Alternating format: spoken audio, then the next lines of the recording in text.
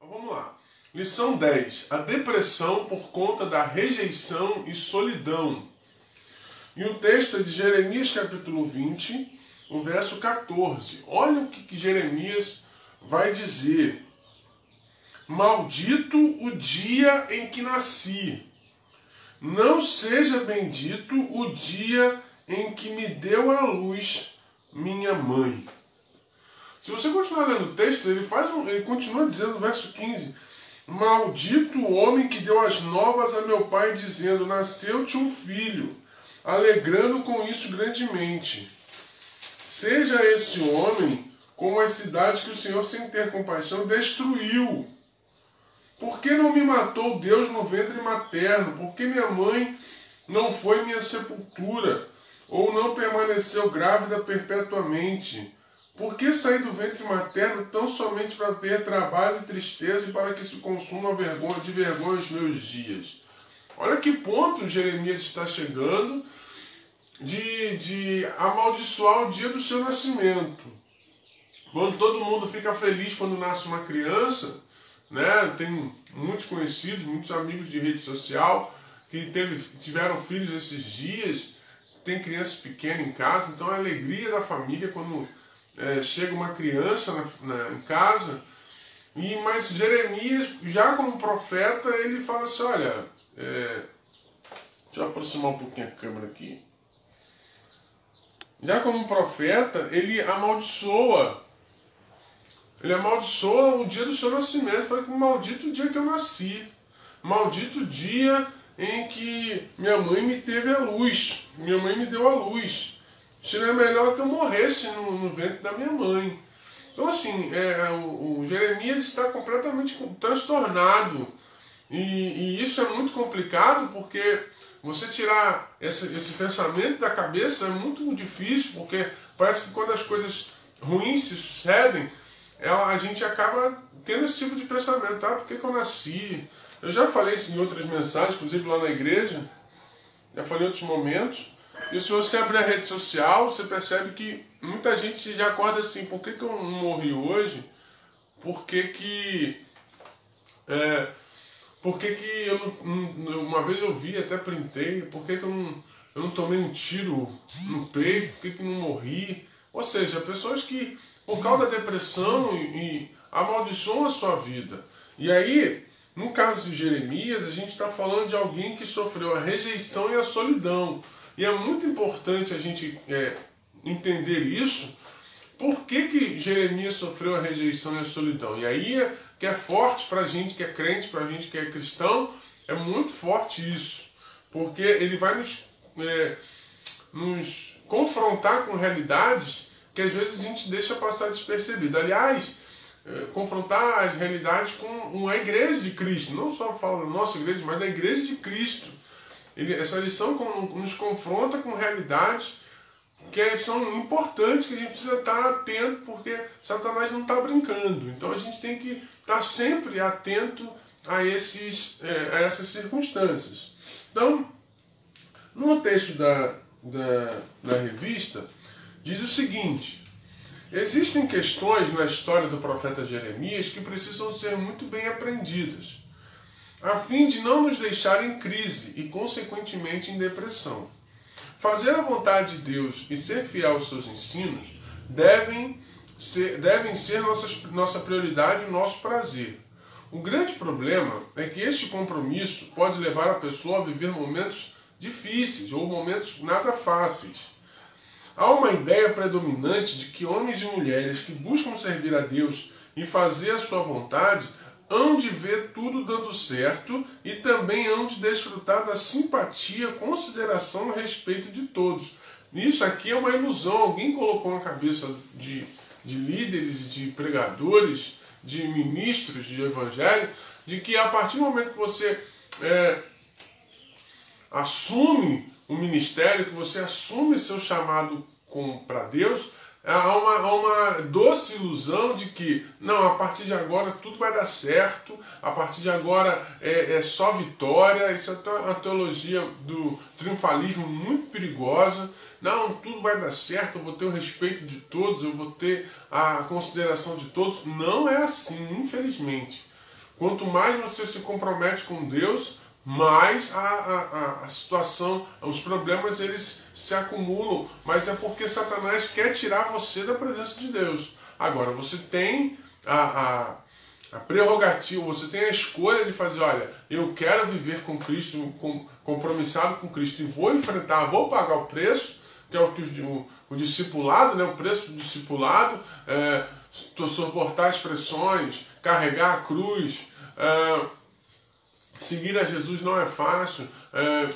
Romanos vai dizer que nós somos levados à morte todo dia, somos como ovelhas no matadouro. Ou seja, quando você está no centro do querer de Deus, fazendo aquilo que Deus quer para a sua vida, as coisas não são fáceis. Isso já foi dito por Jesus: no mundo tereis aflições. Então, eu preciso entender que quando eu faço a vontade de Deus, quando eu assumo o compromisso com Deus, assumo o meu chamado com Deus, as coisas realmente são difíceis. Porém, a gente não pode desanimar, a gente não pode deixar a peteca cair. Então, outra coisa também, a gente pensa que todo mundo agora vai gostar da gente. A partir de agora todo mundo vai gostar de mim. Assumi o ministério. Todo mundo vai gostar de mim. Todo mundo vai gostar da minha palavra. Todo mundo vai aceitar a minha liderança. Não é assim. As coisas não são dessa maneira, infelizmente. Mas a gente precisa conviver com isso, caminhar com isso. É muito importante. A gente precisa caminhar com nessa direção. Entendendo que as circunstâncias fazem parte da caminhada. Que as circunstâncias fazem parte daquilo que Deus quer para a nossa vida. Então você precisa entender, querido, que quando... pastor, você está falando isso para me desanimar? Quando a gente voltar para frequentar a igreja, eu não vou querer mais saber de carro, não vou querer saber nada, porque é só sofrimento. Não, querido. Nós temos a segurança de estarmos com Cristo. Quanto mais compromissados com você tem, com o compromisso você tem com Deus, já disse isso aqui outras vezes, e até lá na igreja. Quanto maior for a sua relação com Deus, mais força você tem para suportar as adversidades. Quanto menor for a sua relação, quanto mais rasa for a sua relação com Deus, menos força você tem para suportar a caminhada. Ok? Então fica aí essa palavra nesse tempo. Afinal, ser a voz de Deus para o mundo é uma missão nobre e digna de ser aceita e honrada. Muitos líderes eclesiásticos, pastores, professores, ministros, missionários, ou mesmo pessoas desprovidas de títulos, mas que entendem e querem ser instrumentos de Deus no trabalho, na rua, na escola e aonde estiver, acreditam que a aceitação das pessoas será o resultado mais imediato que vão encontrar. Só que, infelizmente, não é bem assim. Uma das provas está na história que vamos conhecer, pelo menos parte dela no estudo de hoje. Jeremias, popularmente conhecido como profeta das lágrimas ou profeta chorão, cujo nome significa o Senhor estabelece ou o Senhor exalta, foi levantado como profeta no reino do sul, em Judá. Profetizou no mesmo período que os profetas Ezequiel, Sofonias e Abacuque. Em seu livro encontramos sua experiência. Olha quando Deus o chamou para ser profeta, ainda no ventre de sua mãe. Lá no capítulo 1, verso 5. E ele não queria aceitar. Ele não queria aceitar. Ah, soberano Deus, eu não sei falar, pois ainda sou muito jovem. O Senhor respondeu que ele lhe daria as palavras e que traçaria os planos. Além disso, se comprometeu a estar com Jeremias. Não tenha medo deles, pois eu estou com você para protegê-lo. O Senhor também concedeu a Jeremias os recursos necessários para resistir aos ataques do inimigo. Então a gente tem que ter claro, quando o Senhor nos chama e nos dá uma missão, é óbvio que Ele também nos dá recursos, nos dá ferramentas para que a gente possa suportar as pressões. O Senhor não nos deixa só. E hoje eu faço de você uma cidade fortificada, uma coluna de ferro e um muro de bronze contra toda a terra, contra os reis de Judá, seus oficiais, seus sacerdotes e o povo da terra. Eles lutarão contra você, mas não vencerão, pois eu estou com você e o protegerei. Está lá em Jeremias capítulo 1, verso 18 e 19. Deus já tinha o deixado prevenido dos esforços de seus adversários, mas lhe deu plena certeza de sua presença, a fim de capacitá-lo a encarar todas as dificuldades. Jeremias aceitou o desafio e pregou ousadamente a mensagem do reino de Deus. O meu povo, olha o capítulo 2, verso 13. O meu povo cometeu 2 crimes. Eles me abandonaram, a mim, a fonte de água viva, e cavaram as suas próprias cisternas rachadas que não retêm água. Ele expôs a infidelidade e a insensatez do povo de Judá, por ter abandonado a única fonte do bem e por ter corrido atrás dos ídolos vazios. Então, a missão de Jeremias era botar aquele povo no prumo, é botar aquele povo na linha. E às vezes, irmãos, é necessário que Deus fale conosco de forma dura, de forma de admoestação, de correção, porque a gente precisa ajeitar o nosso caminho, a gente precisa ajeitar a nossa trajetória. Tem alguns momentos que a gente acha que está indo tudo bem, que a gente precisa de retorno. Olha, faz assim, faz assado, como é que está aí, como é que vocês estão recebendo? Então assim, esse retorno quem dá é o Espírito Santo de Deus. O que eu estou fazendo? Eu estou fazendo isso, então eu vou caminhar nessa direção. E aí só que em algum momento Deus vai falar assim, espera aí. A gente às vezes é dissimulado, né? Igual Davi. Davi foi dissimulado, né?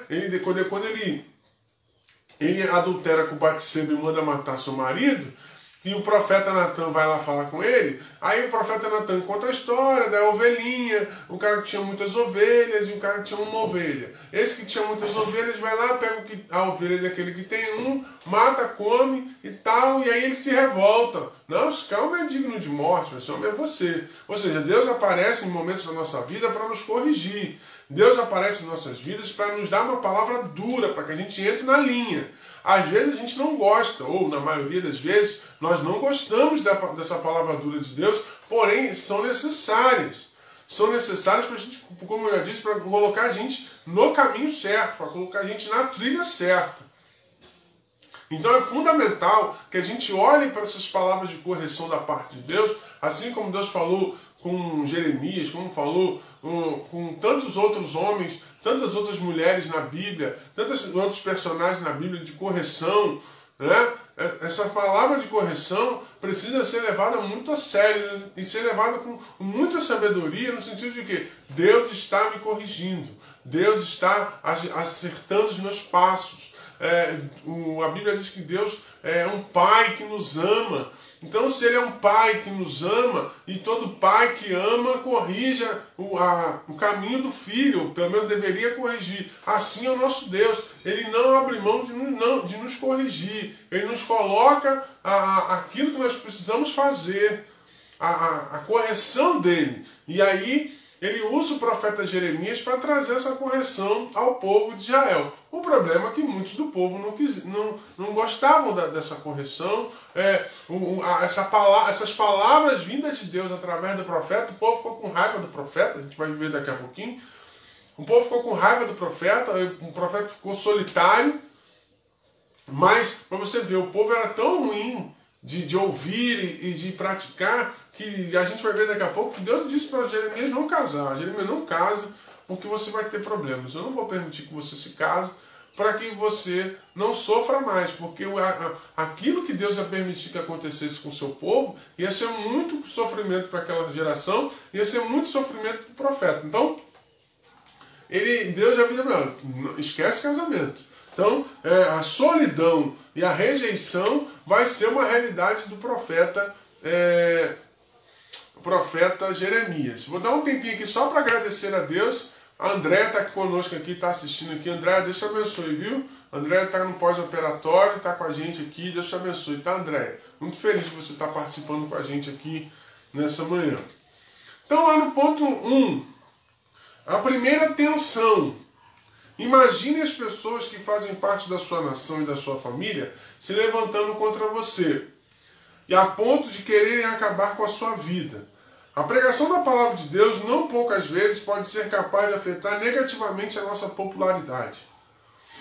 A mensagem corajosa de Jeremias irritou muita gente que não queria que seus pecados fossem expostos e condenados.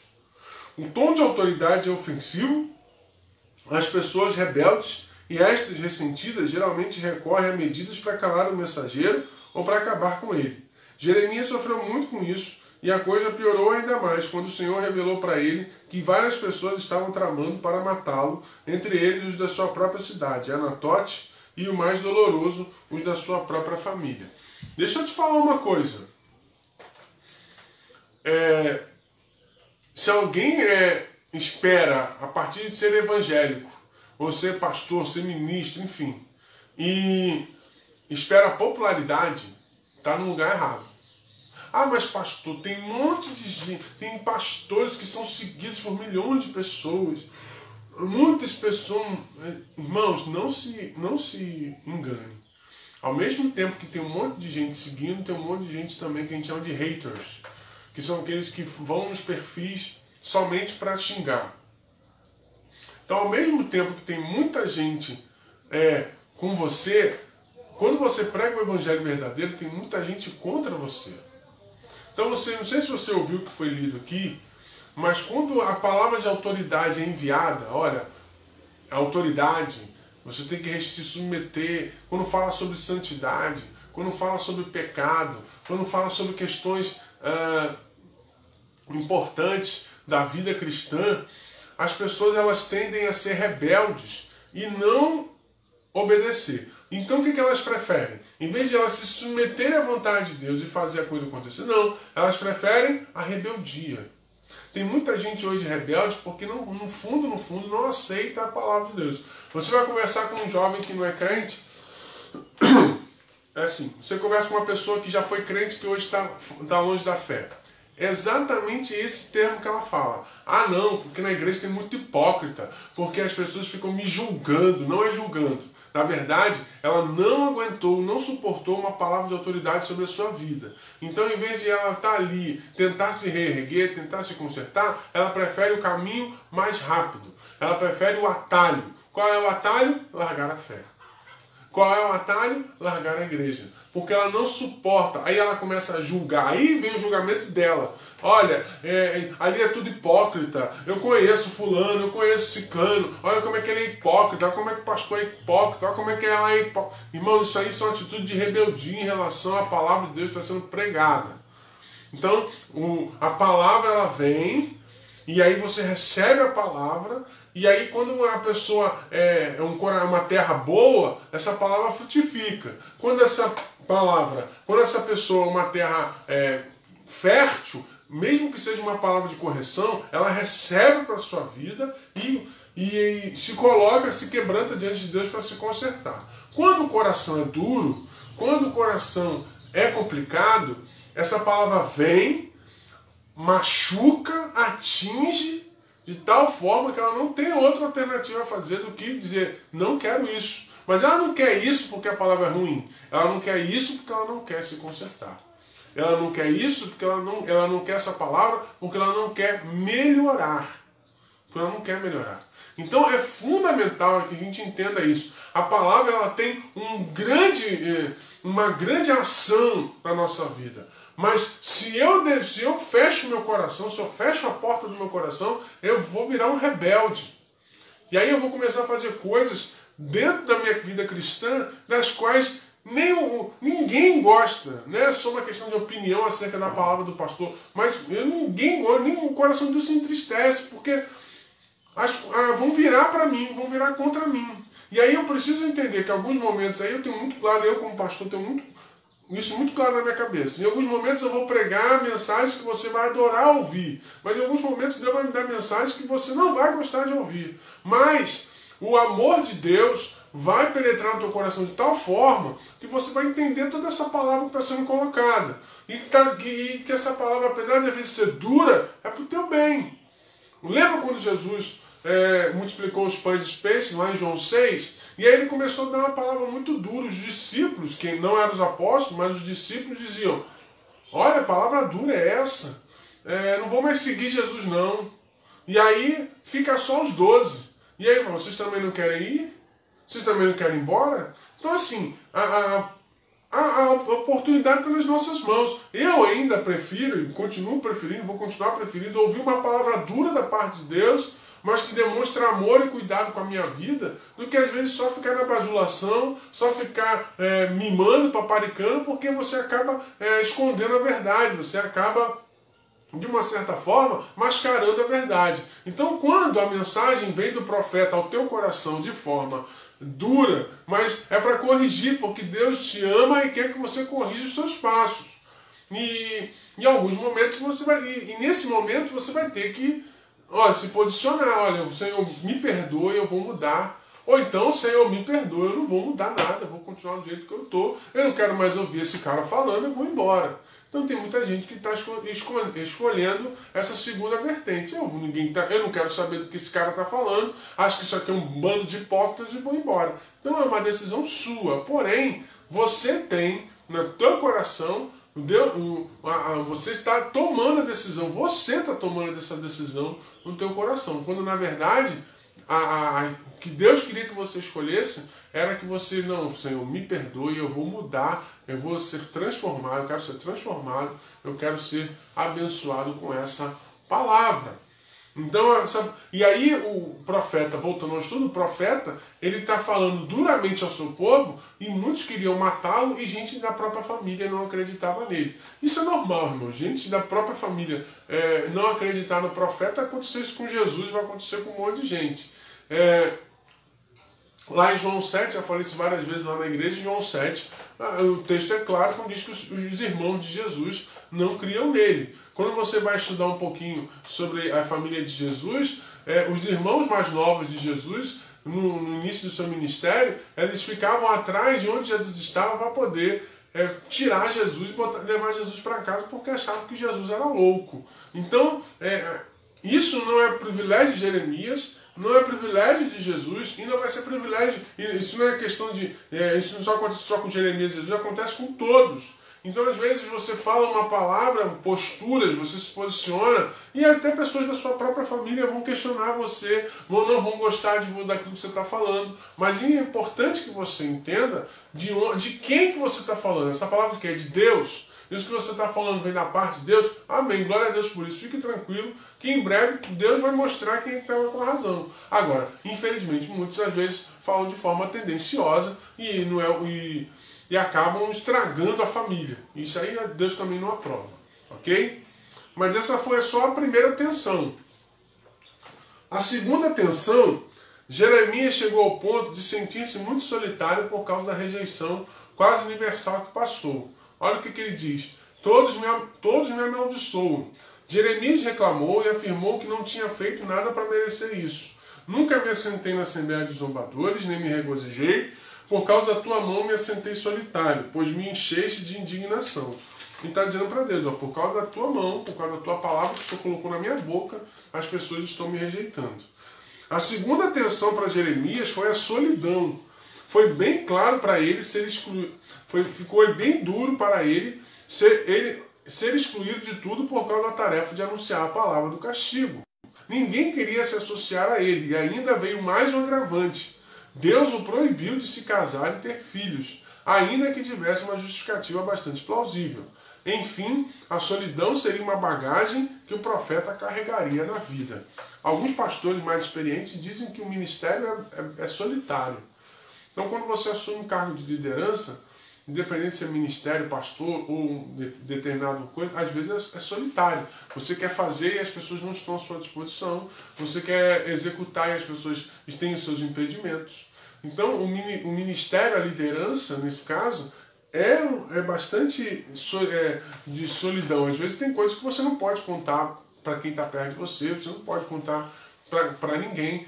Então, assim, tem coisas que você tem que guardar consigo mesmo e desabafar somente para Deus.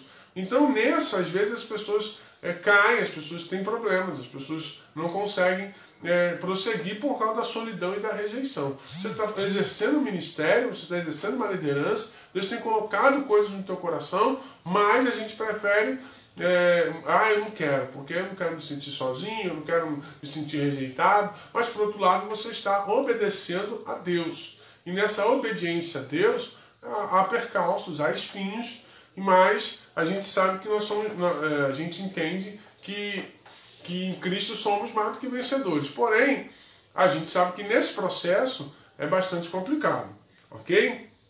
Então, a rejeição a Jeremias por ele ter por ele falar aquilo que ele falava, a ameaça de morte e agora também a solidão, né? Não, você não vai casar, eu vou destruir todo o povo, você vai sofrer, então você não vai casar. E Jeremias então entendeu que a solidão, além da rejeição, a solidão ia ser algo constante na sua vida. A solidão que a gente está falando, irmãos, são de pessoas, família, essas coisas. O crente, o cristão, ele jamais está sozinho, porque a gente sabe que Deus está conosco. A reação de Jeremias. Por tudo isso, Jeremias voltou-se contra o Senhor. Por que permanente a minha dor e a minha ferida é grave e incurável? Por que te tornaste para mim como um riacho seco, cujos mananciais falham? Antes, Jeremias havia pregado que Deus era a fonte de água viva, mas agora o chamou de riacho seco. Essa revolta de Jeremias, revelador de sua alma, ainda que o motivo fosse a nobre missão de estar fazendo a vontade de Deus, sendo profeta em meio a um povo insubordinado. Até mesmo grandes homens de Deus se revoltam e se deprimem, mas é possível afirmar que muitos desses sentimentos não possuem uma justificativa pertinente. Você diz, uma hora ele diz que Deus é o rio de água viva, daqui a pouco ele diz que Deus é o riacho seco, ou seja, a solidão, a tristeza, a rejeição, estava fazendo com que Jeremias se contradissesse, estava fazendo com que Jeremias trocasse, se perturbasse, né? Então, assim, é importante a gente ter o controle emocional, confiarmos muito em Deus e termos o controle emocional das coisas para que a gente não caia nessa armadilha aqui. De estar no domingo dizer que Deus é tudo e na segunda-feira diz que Deus é nada. A gente tem que ter muita sabedoria nisso, a gente tem que ter nossa relação com muita sabedoria para que a gente possa não cair nessa armadilha de Satanás. Ok? Que no domingo você está no azeite, está no fogo, aí na segunda-feira você está frio. A gente não pode ter essa bipolaridade espiritual, a gente tem que manter-se firme. Ok? Pastor, mas Jeremias está passando. Exatamente, Jeremias está passando um momento difícil, mas eu já falei aqui em outras vezes que é no momento difícil que Deus molda a nossa fé. É no momento difícil que Deus vai moldando o nosso caráter espiritual. E aí é nesse momento de luta, de dificuldade, é que Deus vai provando e nos aperfeiçoando para a gente ser cada vez melhor. Então, se daqui a pouco Deus é tudo, Deus é mais, daqui a pouco, por que eu vou para a igreja, não acontece nada de novo na minha vida? Essa bipolaridade espiritual tem que ser eliminada em nome de Jesus, tem que ser repreendida. Você tem que entender que é igual a canção que nós cantamos aqui, a gente canta até no final. Deus fizer, ele é Deus. Se ele não fizer, ele continua sendo Deus. Então essa reação de Jeremias demonstra uma fragilidade normal, mas que a gente tem que evitar para que a gente não caia, porque uma brecha que a gente dá a Satanás numa situação dessa, ele acaba com a tua fé, ele destrói a tua fé, destrói os teus conceitos, destrói a tua vida espiritual no estalar de dedos. Então é importante que você entenda isso. A tristeza vem, você não está vendo a coisa acontecer, você está vendo pessoas se afastarem por causa da tua fé, mantenha-se firme, o Senhor está contigo. Agora, entenda que faz parte do processo que Deus está tratando da tua vida e da vida de muitas outras pessoas. Então, e Deus está tratando muitas outras pessoas através da tua vida. Então, se você rejeitar, se você não quiser, Deus vai cobrar das tuas mãos essa tua desistência. Ok? Então, fique muito atento a isso. Uma das respostas de Deus para Jeremias mostra que o profeta estava vivendo nem de longe se comparava com a tristeza do Criador para o seu povo se comportando daquela maneira. Desamparei a minha casa, abandonei a minha herança, entreguei a amada da minha alma na mão de seus inimigos, tornou-se minha herança para mim como um leão numa floresta. Levantou sua voz para mim, contra mim, e por isso eu a odiei. Nesse texto encontramos o Senhor revelando a sua dor em ver o povo que ele tanto amava sendo entregue nas mãos dos seus inimigos por conta da sua desobediência. Deus estava muito triste e por isso levantou Jeremias para falar ao seu povo. Prometeu que estaria com ele, mas não prometeu e nem o livrou das adversidades que viriam no caminho. Tribulações fazem parte até mesmo da mais nobre incumbência. Como reagir a elas é que acaba se tornando os maiores desafios. Então, o nosso desafio aqui não é evitar, né? Obviamente que a gente precisa evitar, mas tem evitar tristeza, evitar as circunstâncias negativas, a gente pode evitar, mas às vezes são involuntárias, são alheias à nossa vontade. O importante nisso tudo não é o tamanho da adversidade, é como você trata isso.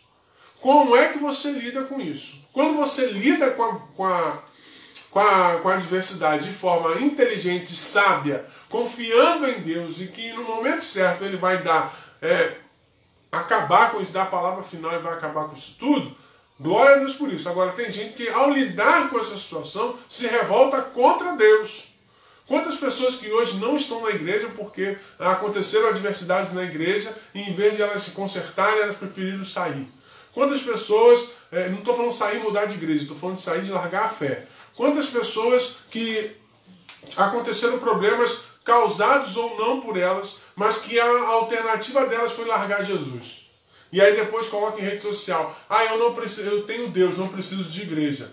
Não é bem assim, a gente sabe muito bem que nós precisamos da comunhão dos irmãos. Deus fala à sua igreja, Jesus vai vir buscar a sua igreja. Então, se Jesus vem buscar a sua igreja e você não quer fazer parte da igreja, algo está errado e você precisa consertar. E que você precisa consertar, não Deus. Então é importante que a gente tenha isso no nosso coração, na nossa consciência. O que eu preciso fazer diante das adversidades? Como eu devo lidar com as adversidades? Eu lido da melhor maneira possível. Qual é a melhor maneira possível? Confiando em Deus, confiando no seu agir, obedecendo a sua voz, ouvindo e obedecendo a sua voz, para que eu possa aprender a lidar com essas tempestades. Porque nenhuma tempestade é para sempre. Então, quando eu tenho isso no meu coração, as coisas fluem de maneira mais abençoadoras. Agora, quando no mínimo que acontece, já há uma rejeição, ninguém gosta de mim, aquele negócio, olha, eu sou um desgraçado, eu sou um maldito. Isso aí não, irmão, isso aí é palavra de maldição para a tua vida, você está se amaldiçoando e aí você tem que repreender essa palavra, porque isso não é de Deus. Isso não é de Deus. Você é a coroa da criação. Nós, seres humanos, nós, o homem e a mulher, somos a coroa da criação de Deus. Então, quando você está aí, no momento da adversidade, mas faz com que se coloca de maneira, olha, que droga, minha vida é uma porcaria, eu não sirvo para nada, por que eu estou na igreja, por que Deus está comigo, depois que eu estou na igreja só desgraça na minha vida. Se você for por esse caminho, você não vai conseguir, você vai conseguir prosseguir. O que você precisa entender é, Senhor, eu não estou entendendo nada que está acontecendo, mas eu confio no teu agir. Eu preciso lembrar de Romanos capítulo 8, verso 28. Todas as coisas contribuem para o bem daqueles que amam a Deus, daqueles que são chamados segundo o seu propósito. Se eu não crer nessa palavra, se eu não for crer nessa palavra, a minha vida espiritual será sem sentido, porque a qualquer adversidade que tenha, eu não vou suportar e vou largar a fé. E aí eu vou ficar um crente ioiô. Uma hora tô lá, tô cá, tô lá, tô cá. Precisando de Deus, eu venho aqui, aconteceu a adversidade, eu volto para lá, e aí Satanás vai querer colocar no teu coração, e lá fora tá melhor do que aqui dentro, você vai ficar, aí você fica lá, perdeu a fé, já era. Então, é importante você tá atento e entender a forma correta de reagir, de lidar com as adversidades na sua vida. E aí, por último, no último ponto, temos aí 15 minutos, os Jeremias de hoje, ponto 4. Por que sair da madre para ver trabalho e tristeza e para que os meus dias se consumam na vergonha? As palavras de Jeremias nesse texto revelam quanto estava doendo em seu coração as reações do povo de Judá contra ele. Podemos aprender pelo menos duas coisas aqui. Uma, devemos cuidar dos profetas dos dias de hoje. Eles não foram chamados para falar o que gostaríamos de ouvir, mas o que precisamos. Por que Jeremias foi tratado desta maneira? Porque suas palavras não agradaram, foram duras, severas, porém vindas do Senhor, e era o que aquele povo mais precisava ouvir para voltar a contar com a alegria de Deus. Hoje não é diferente. O povo de Deus continua necessitando de palavras verdadeiras, sinceras e até mesmo severas para continuar sendo autêntico povo de Deus. Para tanto, Deus tem levantado homens e mulheres inspirados pelo Espírito Santo a cumprir esse papel. Se a mensagem é dura, mas vem de Deus, através de um instrumento de Deus, devemos honrar, agradecer e apoiar essa pessoa. Se não for assim, poderemos, de forma indireta, produzir o mesmo sentimento de Jeremias no coração dela. Devemos cuidar do nosso coração de profeta. Somos chamados por Deus para levar a sua palavra, e por isso precisamos estar preparados para as rejeições e para os desafetos que hão de surgir no caminho. Ainda que fiquemos sozinhos no meio da multidão, rejeição e solidão fazem parte da nossa missão. Só não podemos esquecer especialmente de algo que Deus mesmo falou ao profeta e que nos ajuda a preparar o coração. No capítulo 15, Jeremias pergunta para Deus qual era o propósito do seu ministério. Muitas vezes essa pergunta não sai da nossa boca. Qual é a vontade de Deus para mim? Presta atenção nesse final, tá? Qual é a vontade de Deus para mim? Por que Deus me levantou? A resposta para Jeremias no versículo 20 serve para nós também. E eu te porei contra este povo como um forte muro de bronze, e pelejarão contra ti, mas não prevalecerão contra ti, porque eu sou contigo para te guardar, para te livrar deles, diz o Senhor. Pode não ser da maneira como imaginamos, mas essa promessa é verdadeira. Amém? Então, a gente não pode se omitir quando Deus colocar palavras duras no nosso coração. As palavras, eu sempre digo isso lá na igreja e repito aqui. Às vezes a gente traz um sermão às vezes um pouco mais duro, mas ele vai ser mais duro para você, para mim, e ele será mais duro da forma como você vai tratar ele. Se você tratar esse sermão duro como um ensino, assim como a professora que está ensinando o aluno a escrever e ele está escrevendo errado, ela vai lá e apaga, ela chama a atenção dele. É duro, é chato? É. Mas ela está querendo o bem dele, ela está querendo que ele evolua escrevendo, evolua lendo, sendo alfabetizado. Assim é Deus conosco. Deus vai nos consertando, às vezes, em palavras duras da parte de Deus. Mas como é que eu recebo isso? O que eu faço com isso? Como é que está meu coração quando Deus fala palavras duras no meu coração? E nesse tempo, em vez de a gente agradecer as pessoas que estão falando palavras duras para nós, porque elas estão nos ajudando e nos orientando, a gente prefere ficar contra elas. A gente prefere ficar contra as suas vidas. A gente prefere ficar contra essas pessoas porque a gente acha que elas são contra nós, só porque a gente não está validando ou avalizando a sua postura equivocada. Às vezes Deus fala conosco de forma dura porque Ele nos ama e quer nos corrigir.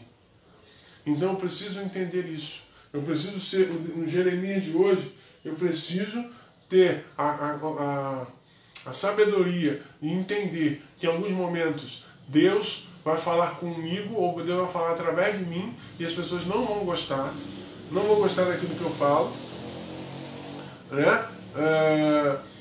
Deus precisa às vezes falar com o seu povo de forma dura para corrigir, e às vezes o povo quer palavras doces, né? Quer o docinho, quer aquela coisa bastante